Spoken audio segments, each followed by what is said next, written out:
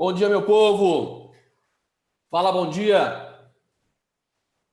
E aí, tudo tranquilo com vocês? Tudo sob controle? Bom mesmo? Bom dia, bom dia, bom dia. Sextou, hein? Sextou com S de acaba logo 2020. Bom dia, bom dia, bom dia, gente. Vamos encerrar essa semana aí da melhor maneira possível. Bom dia, minha filha. Cadê a minha assistente, a Nanda Júlia? Tô vendo a fotinha dela aqui, ó. Tirando fotinho no espelho, ela. Ananda Júlia, vocês receberam os slides de Revolução Francesa?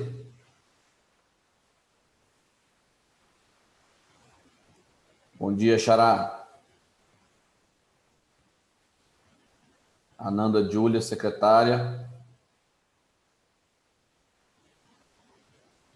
A secretária sumiu, deixou na mão. Bom dia, Henrique. Galerinha, alguém confirma para mim, por favor, se vocês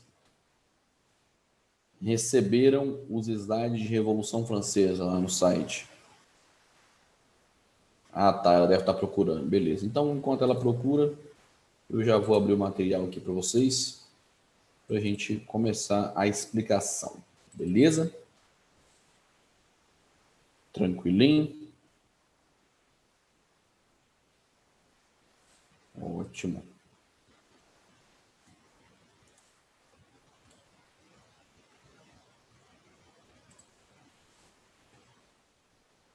Ah, obrigado, minha filha. A Vivian falou que já está no site. Ótimo, então. Povão, começamos um novo assunto hoje, então. Como a Vivian, minha filha, acabou de confirmar, esse material já está no site, para vocês fazerem o download, anotarem aí o roteiro no caderno. Vamos falar da mais importante revolução que a burguesia já fez na história, hein? A Revolução Francesa, que vai acontecer no finalzinho do século XVIII. Ela se inicia em 1789, se estende até 1799. Teremos, então, 10 anos, uma década inteira de revolução.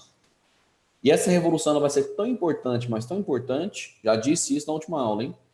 Que essa data em que ela se inicia, 1789, ela marca o fim de um período histórico e o início de outro. A Revolução Francesa é um marco que simboliza o fim da Idade Moderna e o início da Idade Contemporânea, que é o período que nós estamos vivendo até hoje. E aqui nós temos o famoso lema dessa revolução. Em francês, né, tem que fazer o biquinho. Liberté, égalité, fraternité.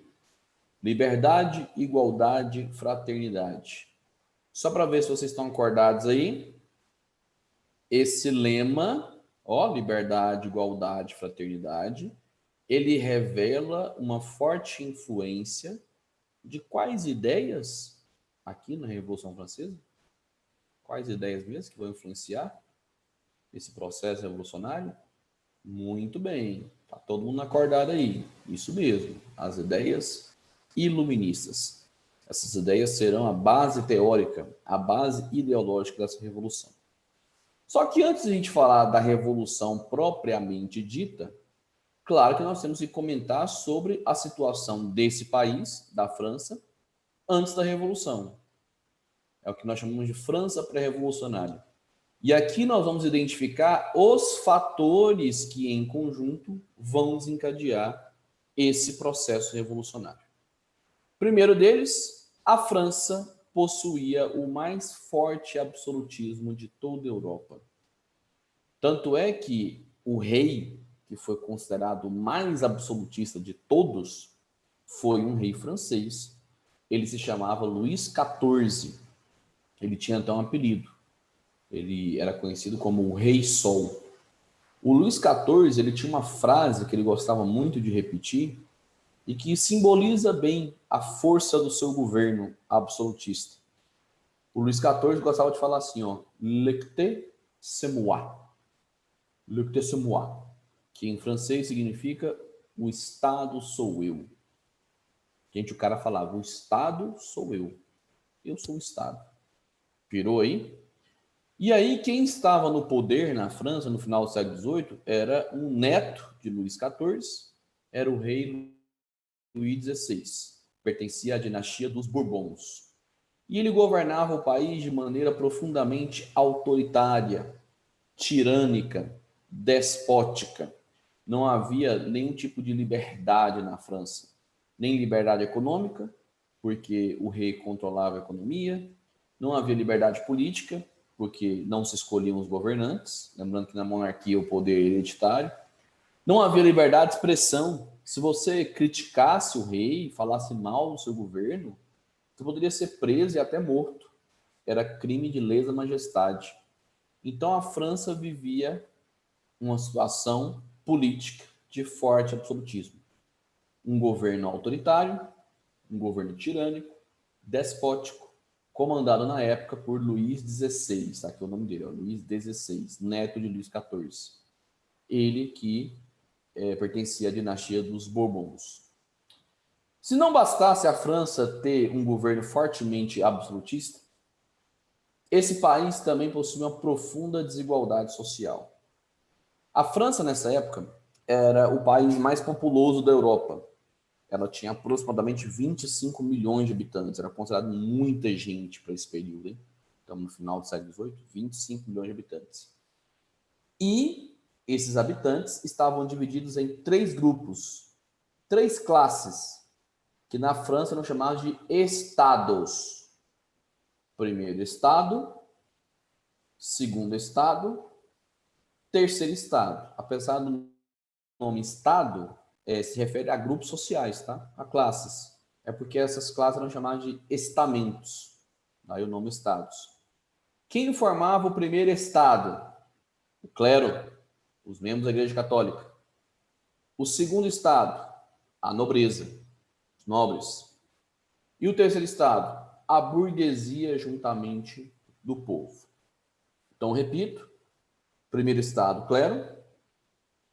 Segundo estado, nobreza. Terceiro estado, burguesia e povo.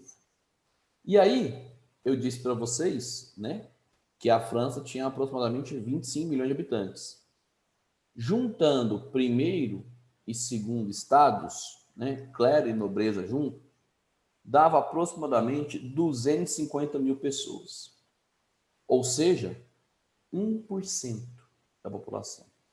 É isso mesmo.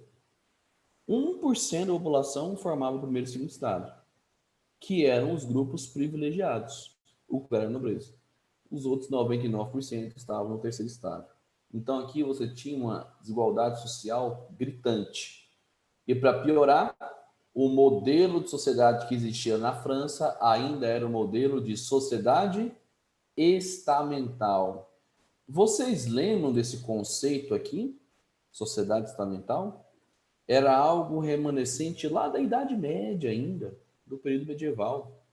Uma sociedade estamental, gente, é uma sociedade rigidamente dividida, onde a posição que o indivíduo ocupa na sociedade, ela é determinada pela sua origem, pelo seu sangue, pelo seu nascimento.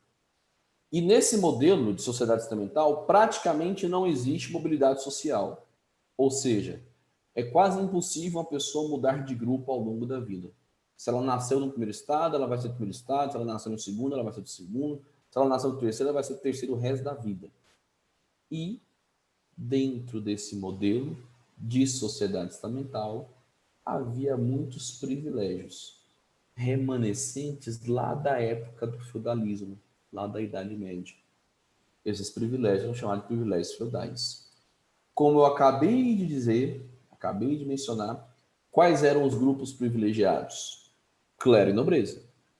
Primeiro e segundo estados. E que privilégios eram esses, professor? Dois, basicamente. Primeiro e segundo estados eram isentos do pagamento de impostos. É isso que vocês estão ouvindo mesmo. Clero e nobreza, primeiro e segundo estados, não pagavam impostos. Isso era um privilégio. A carga tributária caia sobre todinho, sobre o terceiro estado. Outro privilégio que clero e nobreza possuíam, eles eram julgados em tribunais especiais, caso cometessem crimes. Se um camponês, né, uma pessoa do povo, terceiro estado, cometesse um assassinato, e um nobre cometesse o mesmo tipo de crime, um assassinato, as punições seriam diferentes. O camponês pegaria uma pena muito mais pesada do que o nobre. Então, isso também era um privilégio do clero e da nobreza, ser julgados por tribunais especiais e geralmente pegavam penas mais leves para os seus crimes. Eu coloquei até mesmo aqui duas charges históricas para representar esse modelo de sociedade que existia na França. Essas charges, inclusive, já caíram no Enem. Olha o que significa. Aqui nós temos o clero, aqui nós temos a nobreza. Eles estão em cima de uma pedra, pisando no povo, representando o terceiro estado. A mesma ideia dessa segunda charge. Aqui nós temos o clero, aqui a nobreza. Eles estão literalmente montados num homem que representa o povo, o terceiro estado. Isso mostra que clero e nobreza, primeiro e segundo estados, eram privilegiados, por exemplo, de não pagar impostos. A carga tributária caía literalmente nas costas do povo. O povo era esmagado pela opressão do clero e da nobreza. Galera, se eu parasse a explicação aqui nesse terceiro tópico, bem aqui, privilégios feudais. Na sua opinião, já tinha motivo suficiente para acontecer uma revolução na França? O que vocês acham? Eu quero só a opinião de vocês, só a opinião mesmo. Eu concordo com vocês. Concordo. Se parasse aqui, não precisa nem falar do resto. Você tem um governo opressor, um governo absolutista, do rei Luís XVI, da dinastia Bourbon. Você tem uma sociedade profundamente desigual. Você tem grupos que são privilegiados, são privilégios absurdos de não pagar impostos, de serem julgados por tribunais especiais. Lembrando que os grupos privilegiados eram o clero e nobreza, primeiro e segundo estados. Gente, só isso já era motivação suficiente para o terceiro estado, formado, repito, pela burguesia e pelo povo, se rebelar, se revoltar, certo? Só que a situação vai piorar ainda mais. Porque nessa época, repito, final do século XVIII, a França vivia uma situação de déficit orçamentário. Me ajuda aqui, por favor. A palavra déficit quer dizer o quê? Saldo positivo ou negativo? Bora, conversa comigo. Muito bem, saldo negativo.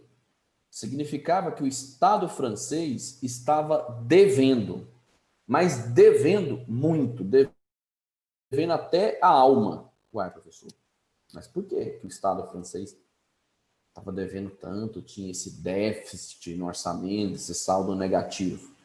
Bom, primeiro que gastou mais do que arrecadava, né? E como que o Estado francês gastou tanto? Primeiro com guerras. Vocês devem se lembrar do último assunto. A França participou de uma guerra contra a Inglaterra, chamada Guerra dos 7 Anos, entre 1756 e 1763. E, inclusive, a França perdeu esse conflito. Gastou muito nessa guerra. Depois, a França participou da independência das 13 colônias. Vocês lembram? A França enviou dinheiro e armas para as 13 colônias conseguir a sua independência em relação à Inglaterra. Então, a França tinha gastado muito com 2 conflitos seguidos. Mas não foi só isso que provocou esse déficit sanitário, não. Não foi só com isso que o Estado francês gastou. O Estado francês, nessa época, gastava muito também para manter a luxuosa corte do famoso Palácio de Versalhes. Já ouviram falar?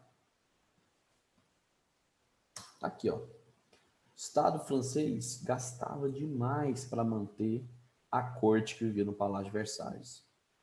Para quem nunca ouviu falar, gente, esse palácio ele tinha sido construído por Luís XIV, o avô de Luís XVI, aquele que eu falei, o Rei Sol, que gostava de dizer o Estado sou eu, le moi.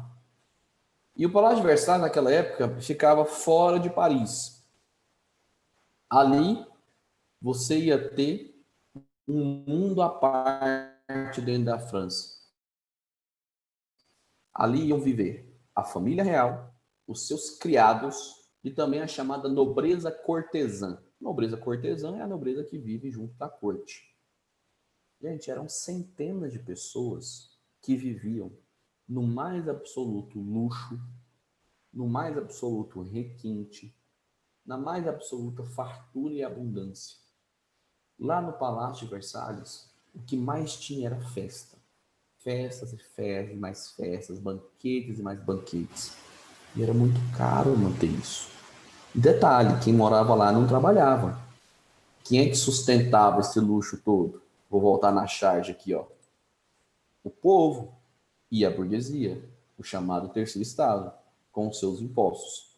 Então, repito, a situação financeira do Estado francês não era nada boa.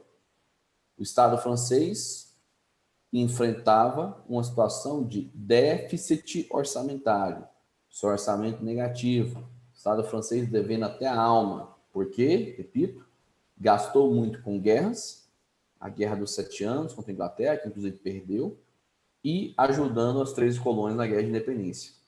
E também gastou muito para manter a luxuosa corte do Palácio de Versalhes.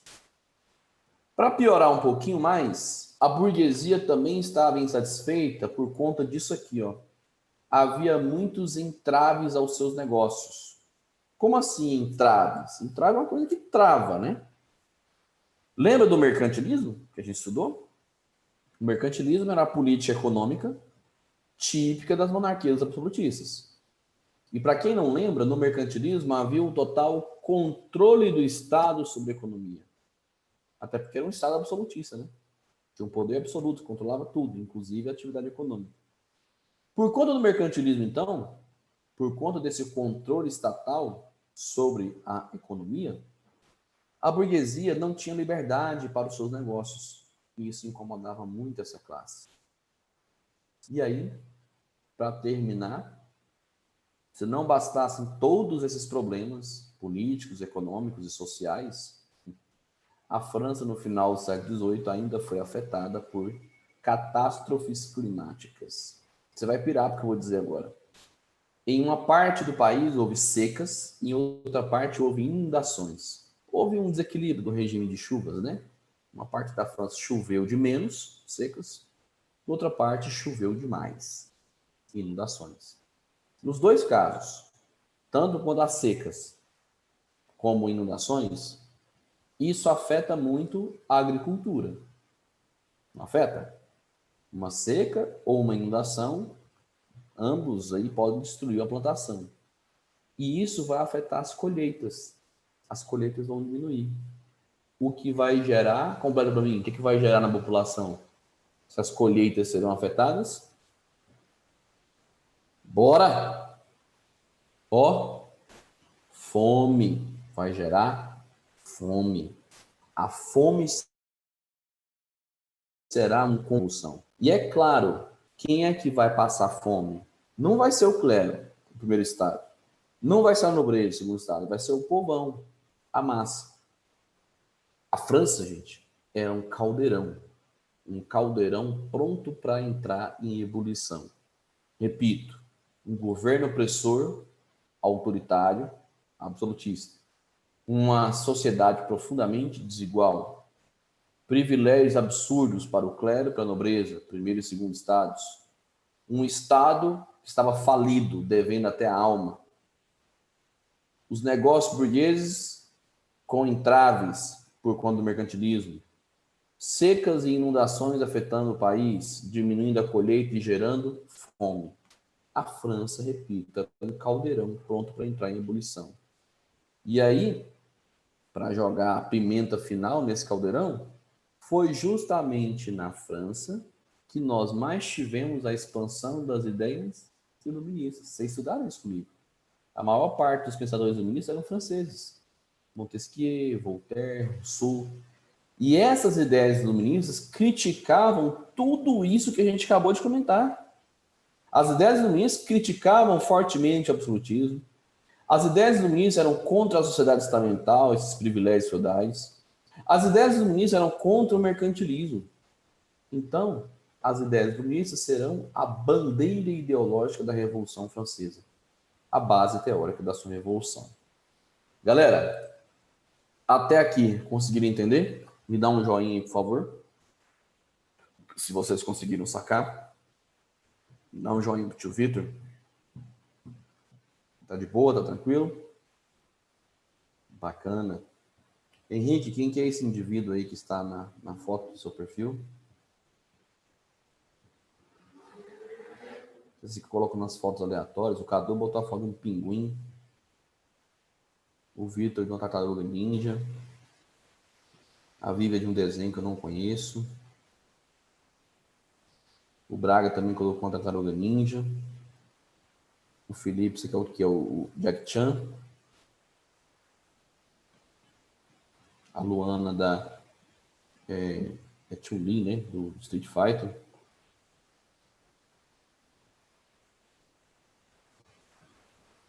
Antes tinha todas as tartarugas ninja, Samuel. Eu assisti a tartaruga ninja. Algum tempo atrás. Vocês são figura demais. Mas que bom que tá todo mundo entendendo. Isso que importa. Não importa o desenho que tá aí no perfil de vocês. Gente boa. E o rei? O nome dele aqui de vermelho é Luís XVI. Ele tinha que fazer alguma coisa, não tinha? A situação estava caótica, né? A França estava meio do caos. Ele tinha que fazer alguma coisa. Ele era o governante, pô. E o que ele vai fazer? Tá aqui no tópico 2. Ele vai convocar uma tal Assembleia dos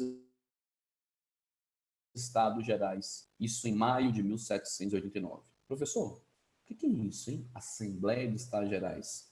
Era uma assembleia com representantes dos 3 estados, dos 3 estamentos, ou seja, dos 3 grupos que formavam a sociedade francesa. Nessa assembleia, que vai ser reunida dentro do Palácio de Versalhes, nós teremos representantes do primeiro estado, clero, representantes do segundo estado, nobreza, e representantes do terceiro estado. O terceiro estado vai ser representado apenas por deputados burgueses. Não teremos representantes do povão aqui na Assembleia dos Estados Gerais, tá? Os deputados da burguesia que vão representar o terceiro estado. Tá, professor, beleza. Faz uma assembleia, vai ter representantes dos 3 grupos, do clero, da nobreza, da burguesia. Mas qual era a função dessa assembleia? Ela tinha a função de propor para o rei, eu disse, propor uma solução para a crise pela qual a França passava. Eles iam indicar uma solução. Rei, a gente acha que tem que fazer isso, aquilo e aquilo.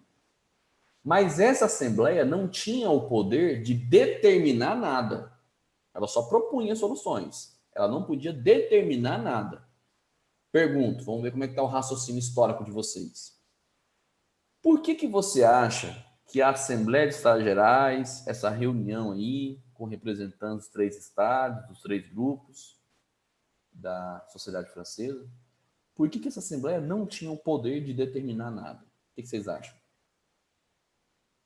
A resposta é bem fácil, está no slide anterior a resposta. Bora, segundo ano, põe a cachola para funcionar. Pensa. Muito bem, Cecília. Exatamente. Porque a França tinha um regime absolutista, gente. Olha o nome, absolutismo. A gente já viu o que é isso. Absolutismo é quando um governante tem um poder absoluto. Ele governa sozinho. Ele tem os poderes todos concentrados em suas mãos. Como a Cecília falou aí no chat. Era o rei que controlava tudo. Era o rei que decidia.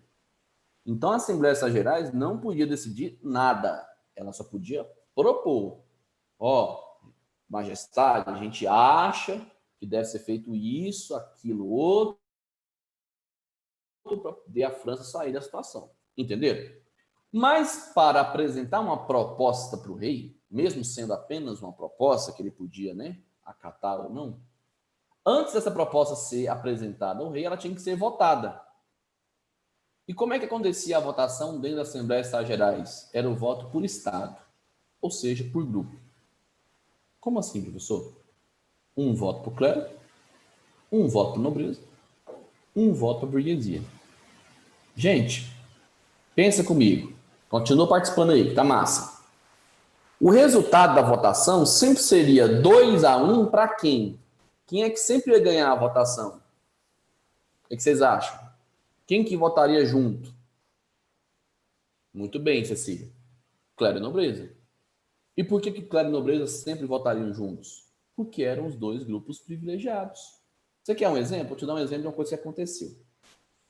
Bem no começo da Assembleia de Estados Gerais, os deputados da burguesia do terceiro estado fizeram uma proposta. Uma proposta bem interessante, bem plausível. Sabe qual era? Eles vão falar assim, olha, a gente acha que para a França sair da situação de déficit orçamentário, o clero e a nobreza tem que pagar impostos. Tem que acabar com essa isenção de impostos do primeiro e segundo estado. Vocês têm que pagar impostos também. Ah, beleza, vamos votar? Vamos. Qual vai ser o resultado? 2-1 para não. Clero e nobreza vão votar não. Não, a gente não quer pagar imposto, não. Então a burguesia seria sempre voto vencido nessa Assembleia. A burguesia fala, a gente está fazendo papel de palhaço aqui, a gente vai perder tudo aí. Clero e nobreza sempre vão votar juntos, eles são os grupos privilegiados. Os deputados burgueses, então, vão fazer um pedido para o rei, para o Luís XVI. Vão falar assim, majestade, a gente tinha que trocar esse sistema aí, ó. Ao invés de ser o voto por estado, repito, um voto para o clero, um para a nobreza, um para a burguesia, vamos fazer o voto por cabeça, ou seja, por deputado, por indivíduo. Como o número de deputados da burguesia era muito grande e eles contavam com o apoio de alguns padres do baixo clero, que eram mais próximos do povo, eles poderiam ganhar as votações. Então, ao invés de ser voto por estado, vai ser o voto por cabeça, por indivíduo, por deputado. Aí eles pediram isso para o rei. Rei, majestade, tem como trocar? Vamos mudar? Voto por cabeça? Qual foi a resposta do rei? O que vocês acham? O rei concordou ou não? Cecília, esse sistema era manipulado assim, descaradamente. Não, isso muito bem, vocês acertaram. O rei falou assim, não vou trocar não, vai ficar do jeito que tá, voto pelo Estado. E por que o rei não quis trocar? Simples, clero e nobreza eram a sua base de apoio político. Então assim, não vai trocar não, vai continuar voto pelo Estado. Quando Luís XVI falou isso, os deputados da burguesia apelaram. Sabe o que eles fizeram? Se retiraram do salão de votação da Assembleia Gerais, lá no Palácio de Versalhes, e ocuparam o salão de jogos, que estava vazio. E dentro desse salão de jogos, eles declararam, a partir de agora, nós, deputados da burguesia, somos uma Assembleia Nacional Constituinte. Só sairemos daqui quando dermos à França uma Constituição. Repito, os deputados da burguesia apelaram com o rei, se retiraram do local de votação, ocuparam um salão de jogos e ali eles se declararam, a partir de agora somos uma Assembleia Nacional Constituinte. Só sairemos daqui quando dermos à França uma Constituição. Gente, me lembra aí, por favor, o que é uma Constituição mesmo? Pode falar com suas palavras, sem medo de errar. Pode usar o microfone, o chat, o jeito que você quiser. Ótimo.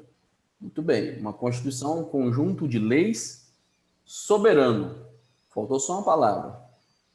É um conjunto de leis soberana. Como assim, professor? Conjunto de leis soberana? É um conjunto de leis que está acima de todos, inclusive do governante. Deu para sacar onde eu quero chegar? Se a França tivesse uma Constituição, isso representaria o fim de qual regime? Fala para mim. Se a França ganhasse uma Constituição, isso representaria o fim de qual sistema? Parabéns, muito bem, fico feliz em ver vocês participando. Seria o fim do absolutismo. Enquanto os deputados faziam isso lá dentro do Palácio de Versalhes, os deputados da burguesia, nas ruas de Paris era formada uma milícia burguesa, chamada de Guarda Nacional. Essa palavra, milícia, eu tenho certeza que todo mundo já ouviu, não já? Tem muitas atuando lá no Rio de Janeiro, atualmente, inclusive. Mas vocês conseguem definir para mim o que é uma milícia? O que é uma milícia? Alguém consegue? Então eu defino para vocês. Isso, muito bem, Igor. Gostei da definição, é isso mesmo. Uma milícia é uma força militar não oficial. Só isso, uma força militar não oficial, certo? E a Guarda Nacional vai ser isso, uma milícia burguesa, uma força militar não oficial. A burguesia vai fazer sua própria força militar. Essa Guarda Nacional, com apoio do povo, que estava com fome e grilado, vai invadir um depósito de armas chamado Arsenal dos Inválidos. Então agora a população está grilada, está com fome e está armada. Faltava só um detalhe para a revolução começar. Samuel, seu microfone está ligado. Faltava só um detalhe para a revolução começar. O povo estava grilado, o povo estava com fome, o povo estava armado. Mas armas precisam de munições, né? Uma arma sem munição não é muito útil. Estou falando de arma de fogo. A Guarda Nacional invadiu o Arsenal dos Inválidos, lá tinha canhões, espingardas, aos montes, mas faltava munição.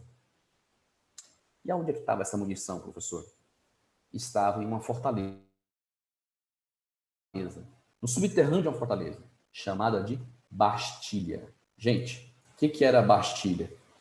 Era uma fortaleza que funcionava como prisão política. O que é isso, prisão política? É para onde os inimigos do rei eram enviados. E olha a burrice do governo francês. Isso aqui era uma prisão, tá, gente? Prisão. Tinha prisioneiros aqui dentro, inimigos do rei. E no seu subsolo, no seu subterrâneo, havia um depósito de munições. E tinha armas lá também. Como é que você faz uma prisão e no subterrâneo um depósito de munição? Vai dar certo isso? Claro que não, né? A Guarda Nacional, aquela milícia burguesa, com apoio popular, consegue invadir a prisão da Bastilha, liberta os seus prisioneiros políticos e tem acesso ao depósito de munição. Esse povo agora está grilado, está com fome, está armado e está municiado. A revolução começava de fato no dia 14 de julho de 1789, a data oficial da tomada da Bastilha, também chamada de queda da Bastilha, que é quando, repito, a Guarda Nacional, a milícia burguesa, com apoio popular, conquistou, tomou essa prisão, libertou os prisioneiros e teve acesso ao depósito de munições. Essa data, gente, é feriado nacional até hoje na França. Feriado mais comemorado por eles, inclusive.